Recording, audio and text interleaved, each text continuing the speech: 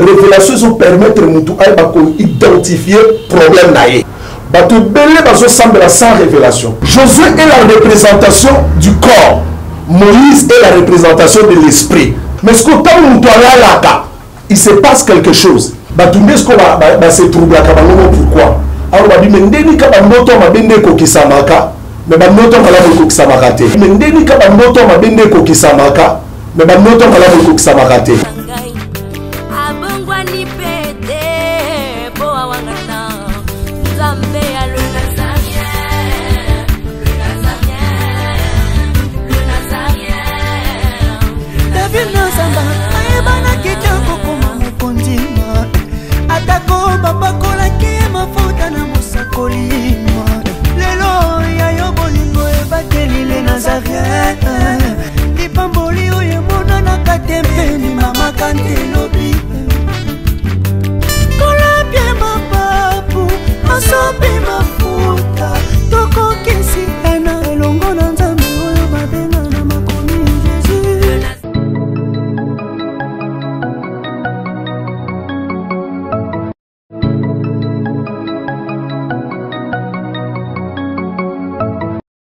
Naolia bakiti na ba mesa.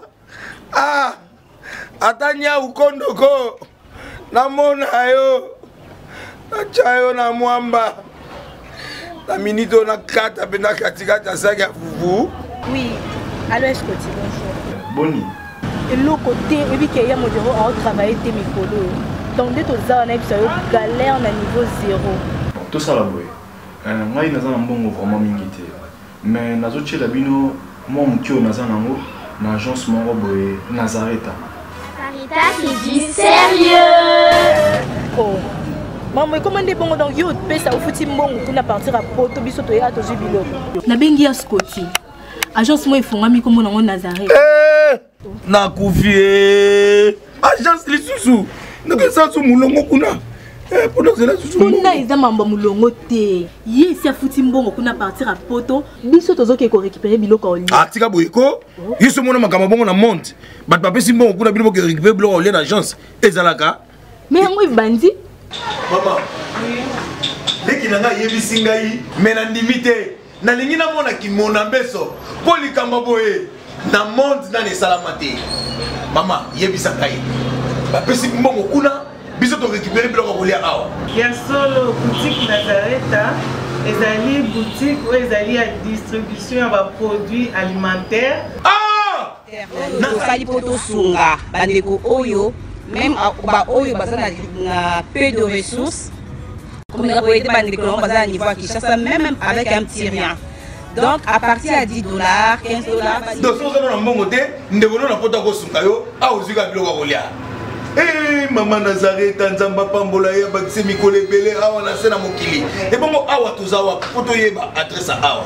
La boutique Nazareta est ici à Kubungate, Toza Sir, avenue Monkoto numéro 1, direction Elengesa. Face à face na église catholique Saint-Vincent. Ah, direction Elengesa, Monkoto numéro 1, à face de l'église catholique Saint-Vincent. Ah, Saint-Vincent d'école. Bon numéro de téléphone, vous en avez déjà vous en avez, on a 3 numéros pour Paris, vous en avez un numéro pour la Suisse, vous avez un numéro pour la Suisse. Ah! Non, non, non, non, non, non. Nazareta! Nous allons la Congo Sili. Julia, nous allons la Kangisa qui a foufou. Il y a modé, il y a un foufou. Oui, pour la Nazareta, tu as un système en bimbi, dans Bongo Shingo. Bon, ok. Vous allez Silio. Sarita qui dit sérieux.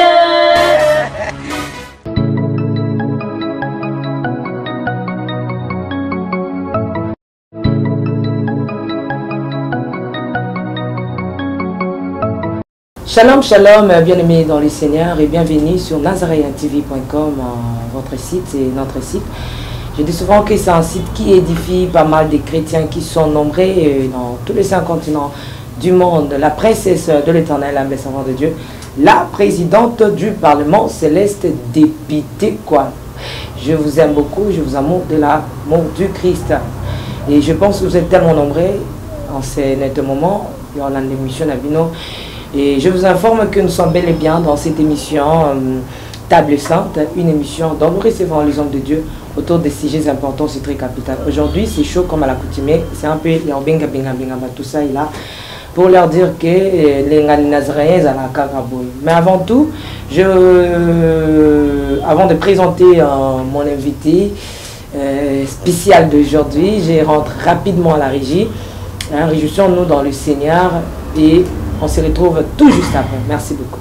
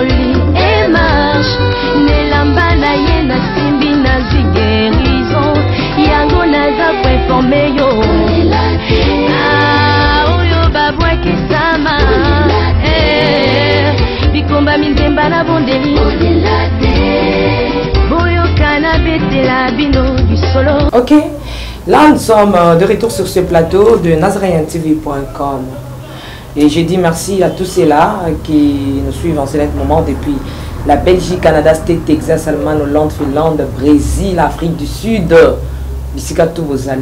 On est ensemble, il n'y a pas de souci. Et je demande ma bé Nzambe Ezawapi.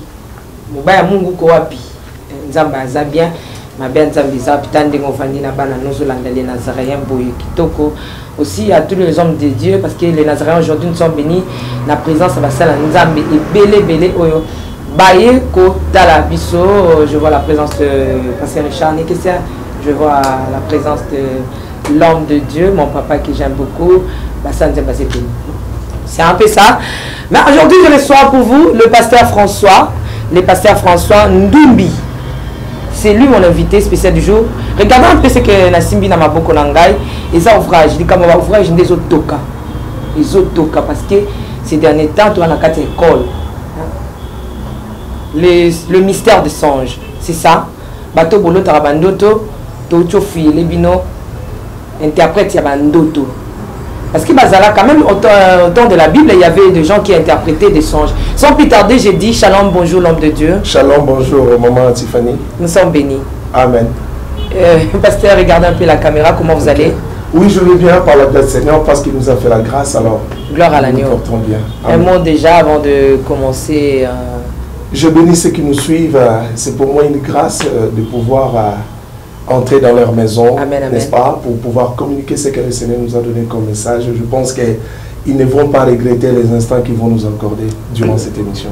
Gloire à l'agneau, beaucoup à la désuité, parce que pasteur François Azui Maïl est né surtout à Tiango, Nakati Alifo, parce qu'autour de ces émissions, autour Yamba, pasteur François est un peu étape ébélé, na sala na émission livre, oui bien sûr, mais oh, désolé parce que le chapitre est moins béni.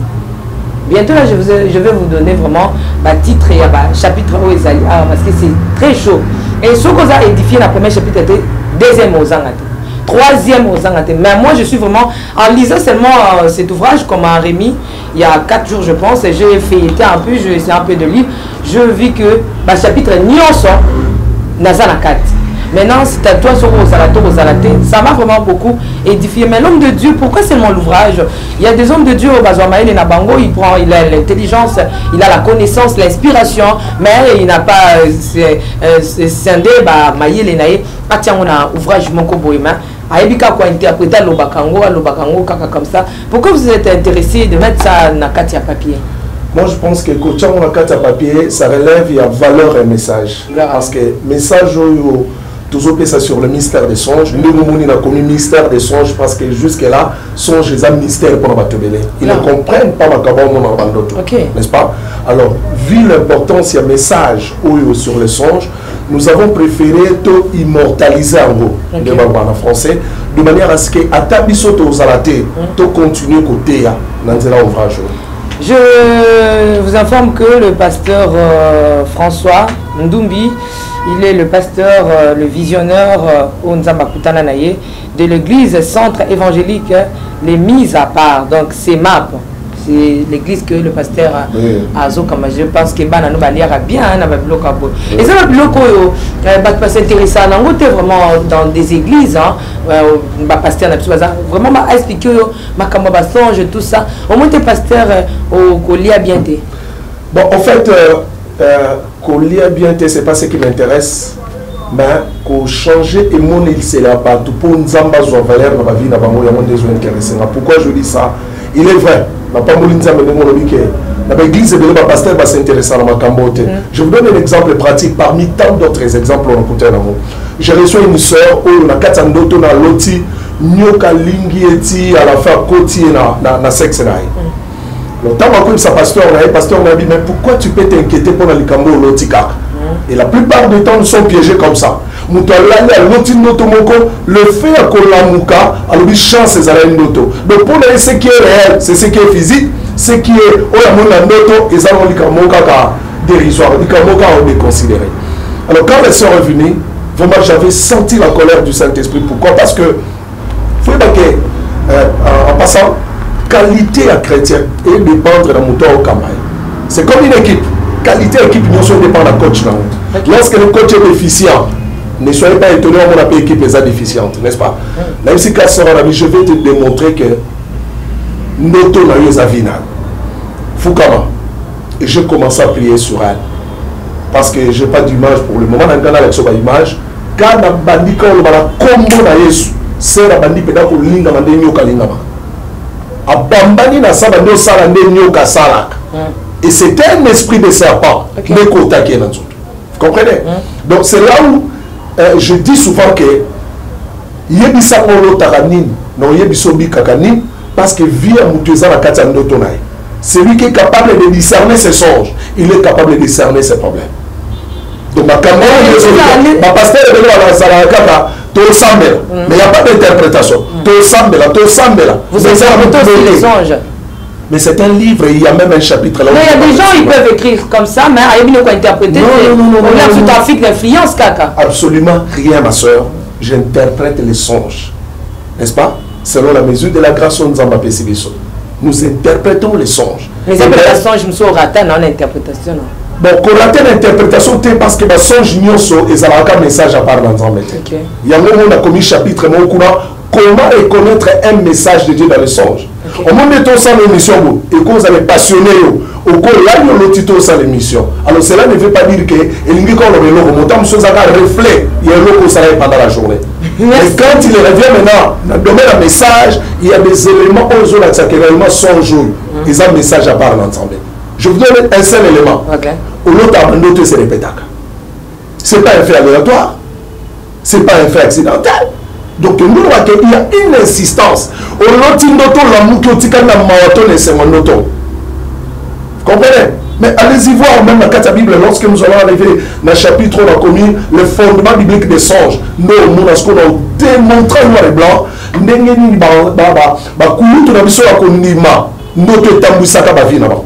parce que l'Égypte est sauvée dans notre. Libala Marina Joseph est sauvé dans notre. Nabucodonosor est sauvé dans notre. Vous comprenez? Abimelech dans Genèse 20, le royaume est sauvé dans notre. Mais ils étaient des rois païens. Ils savaient que Babylone comme Babylone qui est Babylone naturalité. bakeko benga bato bazali na makoki ya kointerprète yango. Et lelo tout celui qui lit l'histoire ya Pharaon qu'on soit un étranger côté premier ministre dans le contexte politique actuel tout le monde sa trahison. Mais maintenant il y a Pharaon, c'était la sagesse, la haute sagesse. Gloire à l'agneau, mais au cours il y a une émission à Papa François et Zali parce que Webi les Nazareth tout le Barézel Kambouya famille hein. On est en famille avec le pasteur François. Donc pendant que tu relèves la livre ils appellent la séance où Papa François Koyaka ko interpréter ba songe. Alors songe na yo ko comme la biso na WhatsApp. Tu retard à commoter mais au tindel biso songe non parce que biso na les Nazareth on a preuve à la priboye biango. Pour si comme Papa François interpréter ba songe ngana zakate yo za la rater. Parce que faut tout le monde a peine interprétation ba songe. N'importe Papa François yo ko kabongo. Oh, mais même à Tessico. Merci. Elle est Lazare. Botin de la rabastonge, mais total à la comboter. Pour que tu aies réellement, Nzamba, peut-être n'a pas François, n'a pas rabastonge. Mais rapidement, j'ai aimé vraiment l'ouvrage. Félicitations, l'homme de Dieu. Merci. J'ai fait un peu vraiment. Ce sont des choses vraiment. Sur Tangiango, d'autres ne sont solutions. Lucas Sunzami. Tous amis, na livre où ils ont contenir. Bon, la carte. Donc, même parce que habillage pelo baka papa conception au tient mutazo beta Sandra. OK. C'est un informaticien qui m'a proposé un Sandra sur l'accès déjà tous en Aboutou. Alors le monsieur là habillé en blanc et Azo représenté ange. Azo beta donc ça dit communique par son instrument un message dans Boutou halal. C'est comme un ange messager, n'est-ce pas? Azo transmettre un message quelque part dans Boutou halal. Ange amoyoto ange to ange kanim babi la bandoto. Il y a ce qu'on appelle les anges messagers. Ah OK. Bandoto le sozo kayo ta ba ange. Mais lisez Matthieu sur le babi que l'ange de l'Éternel a eu ça Joseph.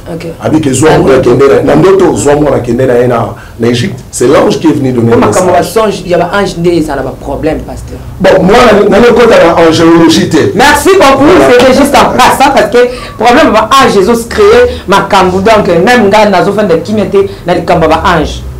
Mais sans plus tarder, toi on a 10 chapitres, hein, l'homme de Dieu rapidement, c'est juste l'introduction. Chapitre premier on parlait sur mon témoignage.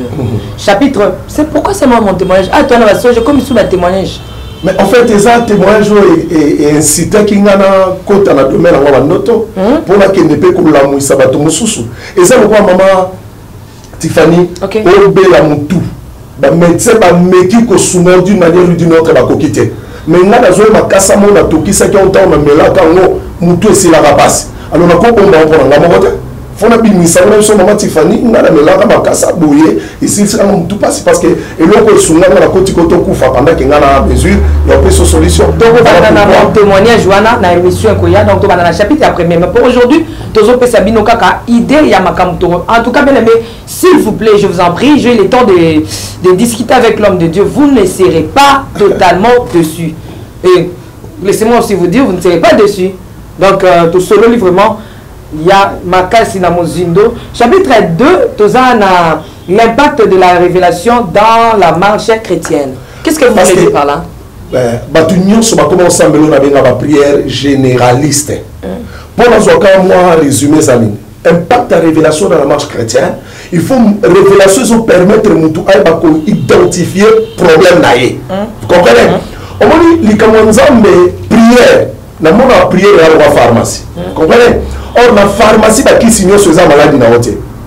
Pour on qui sur maladie na yo on solution, il faut baba na ko diagnostiquer, baba na ko examiner yo. Ba soit problème na yo après la salle ordonnance. Vous comprenez? Alors nzela noto, c'est le moyen par lequel nzamba za ko diagnostiquer vino pour ko bimisa le vrai les kamurayo. Parce que tout le monde n'a pas un problème de mari de nous. Tout le monde n'a pas un problème de femme de nuit. Tout le monde n'a pas un problème de limites de famille, de malédictions familiales ou de liens. Nous a un problème spécifique. Alors tu as besoin de la révélation à problème pour par rapport avec ce problème-là. Parce que ton médecin a examiné a vu problème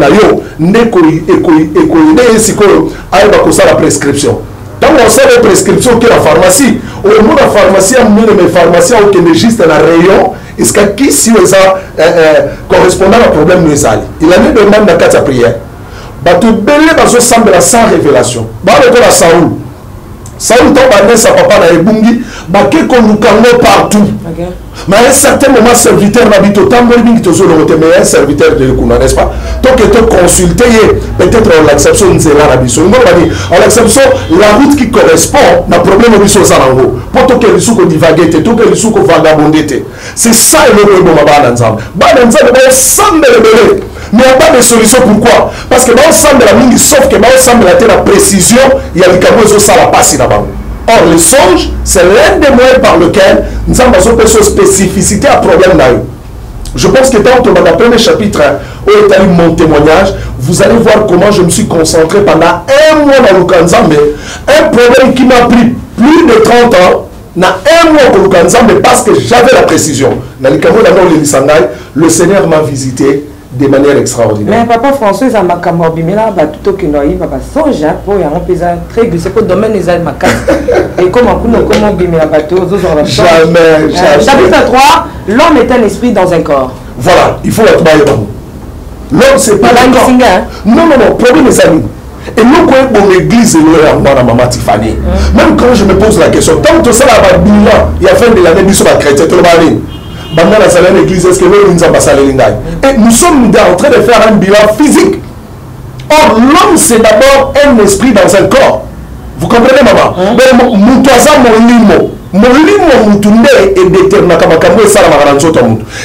C'est l'esprit qui vivifie.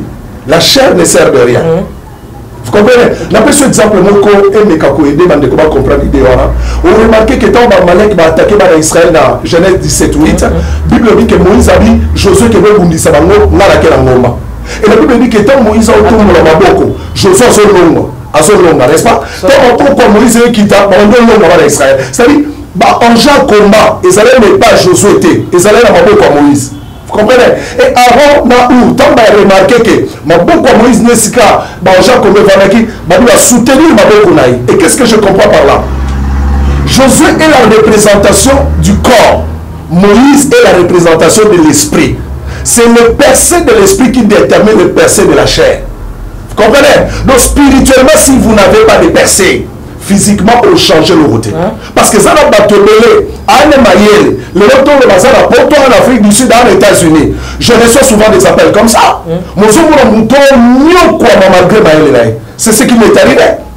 C'est ce qui m'est arrivé là-bas, j'ai livré une licence en théologie. Mais si on a bêté il y a une dimension où on a souffert. Au supportant na souffrir na courage na souffrir na mayele na souffrir na relation ma casse. Et ça là qui en a, mais je faisais ça jusqu'à ce qu'il fallait la zone dans la dimension spirituelle, n'est-ce pas? Pour déclencher ma cam. Son nom de Molimo ma cam simité. À toi salut ben fort dans notre simbate. Yoka dernière idée.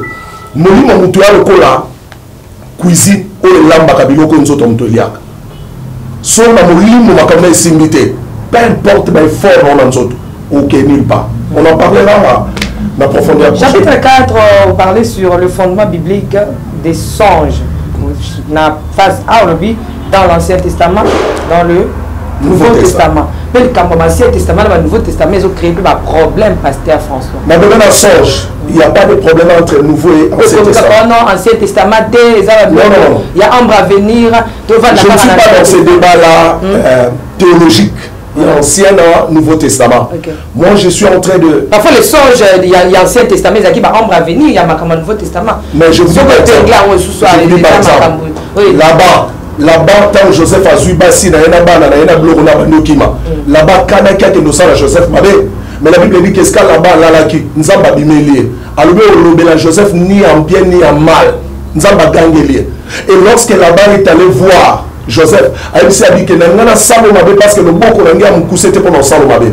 Mais au biki parce que nous avons besoin de bisaki ngai na butu.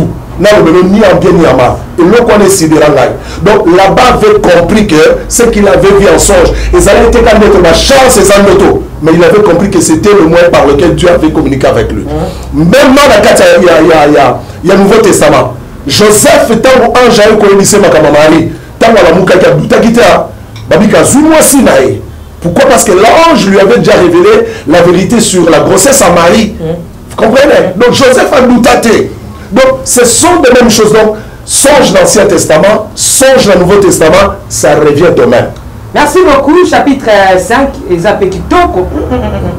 En tout cas, pasteur, chapitre au Kane na Tangel Yango, la profondeur de ce Zindaboy Kito quoi. Amen. C'est quoi le songe et qu'est-ce qui s'y passe dans le songe donc? Et là on est le Canavanoto au Ipsepsong. Pourquoi tu veux on a le songe, qu'est-ce qu'il est songe? Tout la question que ça va. Bokaninga. Né. Hein? C'est quoi le songe? Je l'ai le cas. Le homme a comme tindi au pendo bimisagnon sur la carte. Et non, on va comprendre le nom au fond, n'est-ce pas? C'est quoi le songe et qu'est-ce qui s'y passe? Donc, on est dans le 6e chapitre. Voilà. L'idée qu'il y a titre. Il y a un bakamu qui est kaka. Ok. Bah, tu vas comprendre que tant que tu vois, tant que tu as l'homme extérieur, nous autres, il y a un homme contact avec le monde physique, avec les 5 sens, n'est-ce pas? Au toucher, vu, lui, ainsi de suite. Il y a un homme en contact avec le monde physique. Mais ce que tu as il se passe quelque chose. Il y a un déclic au niveau cerveau.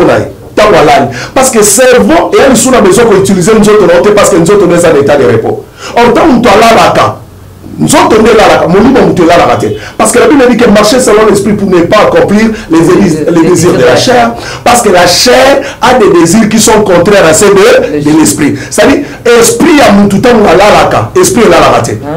Vous comprenez? Mais ce que il y a songe, il y a pongi là, cerveau ça a déclic moko et tient nous autres automatisme.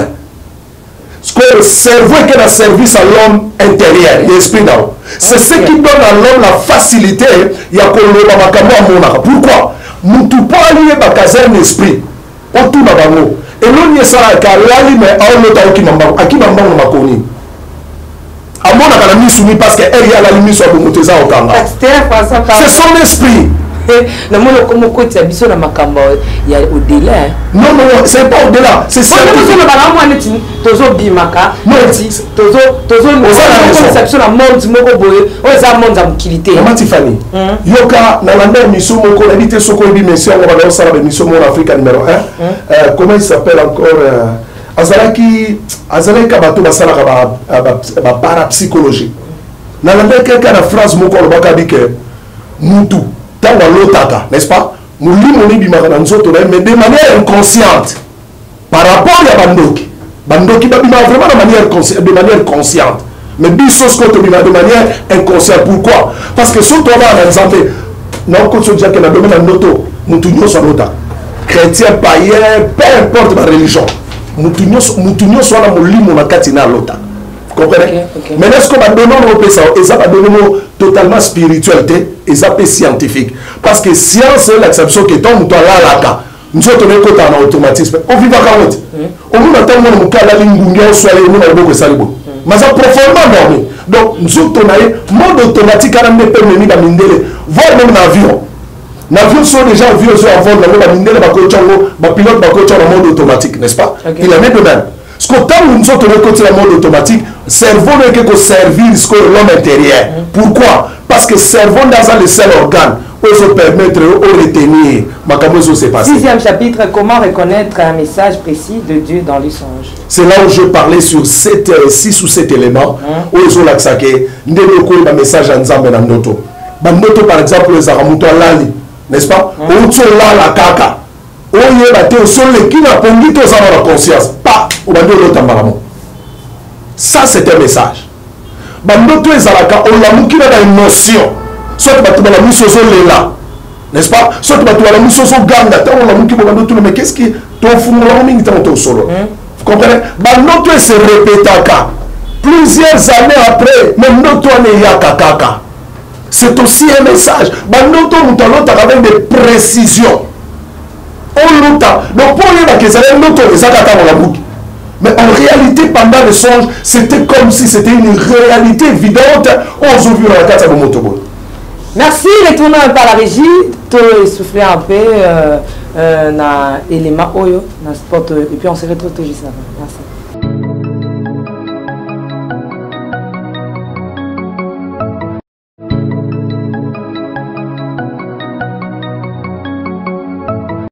Du nouveau du côté de chez nous, Casa Pénoël.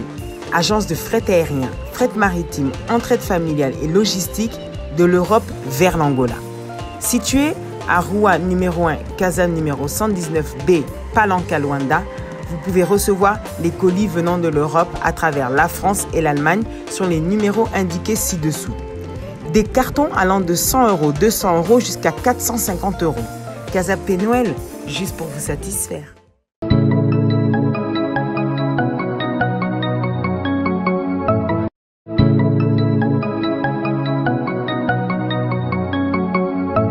Ok, nous sommes de retour. Kaka ouvrage Oyo, le mystère de songe avec l'homme de Dieu, le pasteur François. Il y a Oyo, et vraiment Benda Bika dans le Seigneur.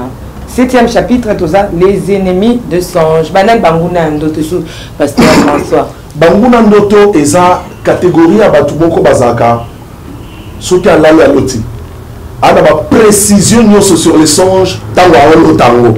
Mais dès qu'il se réveille le matin, à Boussac, à comment tu as donné. Au cas où on a qui a été une fraction de l'auto. Au cas où on a qui, au cas où on a salaire, vous comprenez? Ils ont déjà tout un esprit intérieur à Koyiba. Nani. Mais deuxième ennemi à son Jésus, bateau balalaka, on a sabi na l'autre à rater. On a dit ma petit frère. On a dit bateau balalaka, on a l'autre à ta.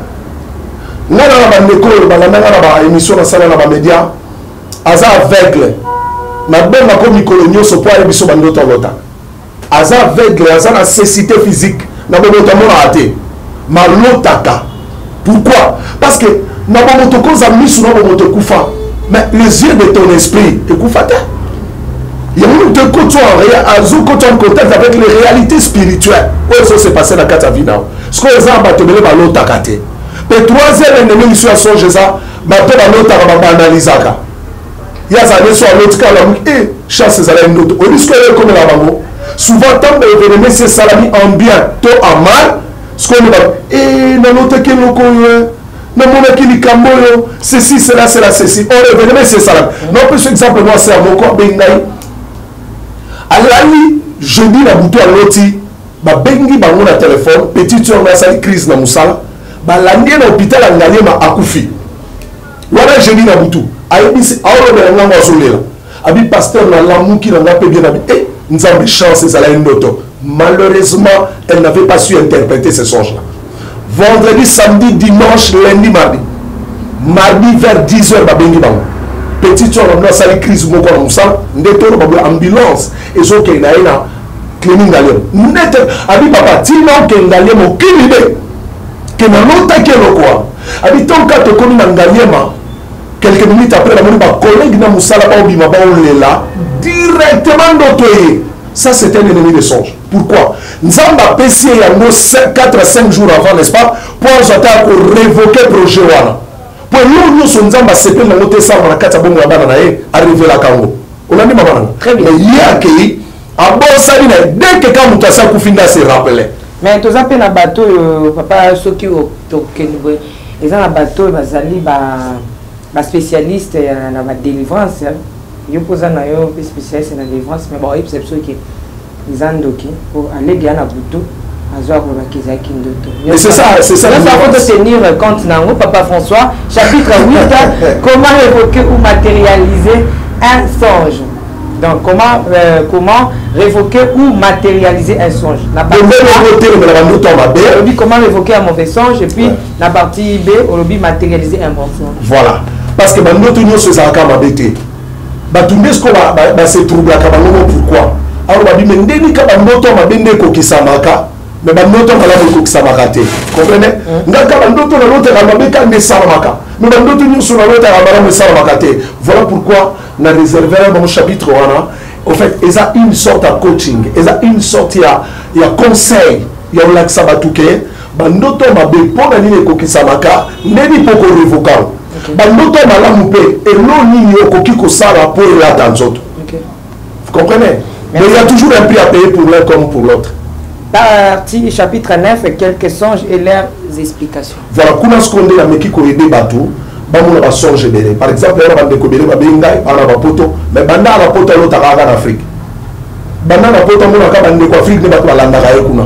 N'est-ce pas? Azabe l'Afrique à l'autre en poto. Vous comprenez? Donc, ce qu'on a, on a dit vous comprenez, on a tué à la carte à Zamba. On Il y a des songes comme ça. On a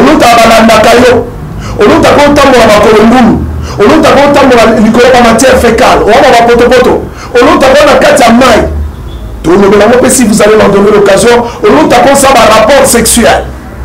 Quelques témoignages, chapitre 10. Quelques témoignages, là, je suis en train de donner quelques témoignages parce que bientôt, là, je suis en train d'écrire encore un autre livre. On a interprété plus de 150 songes, coupé sa pépé, à 100 témoignages. Parce qu'en ce qui concerne les témoignages, on a 4 tomes. Il y a un livre à pas moins de 300 pages. Il y a des témoignages, il y a un ministère. Combien de témoignages on a Zanambo, plus particulièrement le ministère. Merci.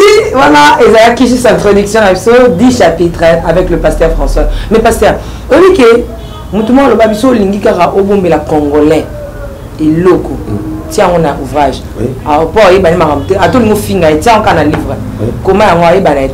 Parce qu'on dit qu'on commis, puis on commis à pas battre 10 chapitres, c'est béni pour n'a pas de côté. Pourquoi pas encore diviser même dans 5-5, papa François? Maman Nangaï, dans sur le Kamoko, réussite d'un échec. Derrière chaque réussite, il y a une connaissance. Derrière chaque échec, il y a une ignorance. Vous comprenez? Dans la vie, la réussite n'est pas un don, c'est un choix. Tu dois choisir de réussir comme tu dois choisir de jouer. Alors si tu choisis de réussir, accepte aussi de payer les prix. Accepte aussi de payer les prix. Et ça, on a 197 pages. Mais moi, je lis parfois un livre à 300 pages. Non, il y a un autre qui saute. La vie qui réussite, la vie est adoptée, c'est un choix. Et là, la sagesse, que la réussite est une question de chance. Demandez cela à tous les ratés, ils vous le diront. Et moi, nous sommes ratés dans la vie, la réussite est une question de chance. Ils ne savaient pas que pour réussir, il faut payer les prix. À l'instant même, avant de l'émission, on dit que Ngatang na travaillaka, na bossa na même atabolia. Le mot ce n'est pas étonnant que Nazaréen, ça moko ba site ça suivi dans le monde entier. On se ça la une, il y a un site dans le monde entier. Pourquoi? Parce que derrière chaque réussite, il y a une connaissance. Et cette connaissance-là nous engage à payer le prix. De cette que des acaboués, on a mis qui a de réussir, non. Par exemple, cet ouvrage-là, nous avons sur le mystère des songes. J'ai reçu un serviteur de Dieu, ami propre et un prophète Philippe Banda. Il m'avait suivi à la radio, en toute humilité au moment, à sa papa. Et pendant qu'on aurait, comme il était venu me voir, dans ce livre, mon cabellier, il a lu ce livre ici de 22h à 3h du matin. D'entrée, de 22h à 3h du matin. Et que si ça casse sautant un livre à cotiser dans 3 jours, 3e jour à une assemblée là. Mais tout le pourquoi vous l'avez lu aussi rapidement. Le premier chapitre m'a donné le goût du 2e chapitre. Le 2e chapitre m'a donné le goût du 3e chapitre. Alors je ne pouvais jamais m'arrêter. Alors je me suis retrouvé déjà, Nathalie Monioso, qui a surtout 3 heures, n'a vendu dans autant un livre. Il a payé le prix. Il a payé le prix. Dans mon ministère, j'ai commis beaucoup d'erreurs parce que je ne connaissais pas ces choses. Non, nous avons témoin. Je ne fais pas de commentaires. Et alors, tout le monde a un livre à Pambola Bissoté. Merci, Toko Salatou. Parce que moi aussi, je lis ça, en tout cas, c'est vraiment édifiant. Toko Salatou, na banana nzambo bauzana pour ça ouvrage et comme la mais to beta non so nango. Ce qui est intéressé bino bo benga biso pour que tu ba comment avec papa François to ça ndenge ni côté France, Belgique, Canada, State, Texas, Allemagne, Hollande, Finlande, Brésil, Afrique du Sud. Bozara nango na maboko. Pour aujourd'hui papa François, je pense que to ko sukanano awawa pour que tu aies cause premier chapitre nango sur le témoignage. Non, il s'en va dans l'école à la début que les karma église nous sommes plus piégés par l'ignorance que par le diable. L'église est plus piégée par l'ignorance que par le diable. Mais je veux leur dire que la connaissance démystifie les problèmes de la vie. Là où il y a la connaissance est la lumière. Le problème est à Moulini. Mais la lumière est à ténèbres. Vous comprenez? Donc, on a dit que nous avons une introduction. Donc, les pambos sont à la banque, on grâce. Tout le monde a cambo, parce que moi, on a et comme nous avons la fière, nous avons la papa. Limité, bloqué par l'ignorance. Et plus particulièrement l'ignorance, va songe. Parce que Dieu parle dans les songes. Il parle dans les songes. Le nom va prophétiser comme une problématique. intention ya prophète toyebi yango lisusu te mais ndoto eza likambo yo na nzambe kosololi ozala confiance plus na eloko nzambe alobeli yo ke na eloko motu mosu alobeli yo ta mosu oza na discernement nango te donc voilà ngombe ekoki le numéro bandeko bazala besoin na biso personnellement bazwanga na 081 dans plus 243 81 dans plus 243 81 231 84 80 dans plus 243 81 231 84 80 ils appellent il numéro sur WhatsApp donc ils peuvent nous appeler, ils peuvent communiquer avec nous, nous sommes là à leur disposition. Merci beaucoup, nous sommes bénis, que Dieu soit loué autour de cet ouvrage, le mystère de songe. En tout cas, nous serons richement bénis encore de la part du Seigneur avec son serviteur, le pasteur François. Donc, il a Koraté, Zala vraiment connecté, Koraté, chapitre 1er, 2, 3, 10e chapitre. Consommer ça donc massivement. La princesse de l'Éternel, l'âme de servant de Dieu, la présidente du Parlement céleste, dépité quoi. Je vous aime beaucoup. Merci na prophète Jephté, aussi na l'homme de Dieu, Otozana Awa. Mais ngala ngibino mingi, vous s'abonnez massivement. Ciao.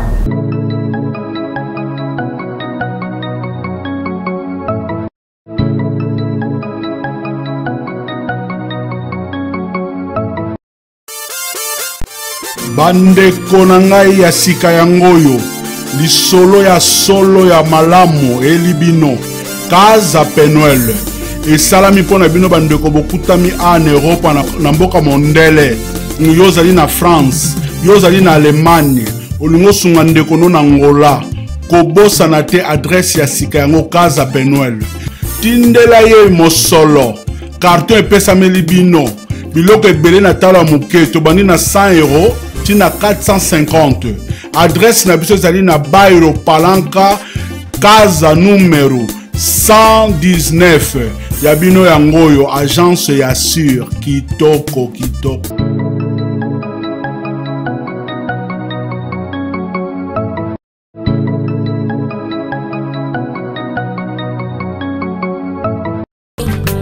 Abongwani pete po awangana Nzambe ya le Nazarien, le Nazarien, le Nazarien, le Nazarien. Ebana kitoko koma mokondima atako bapakolaki mafuta na mosakolima lelo ya yo bolingo ebateli le Nazarien.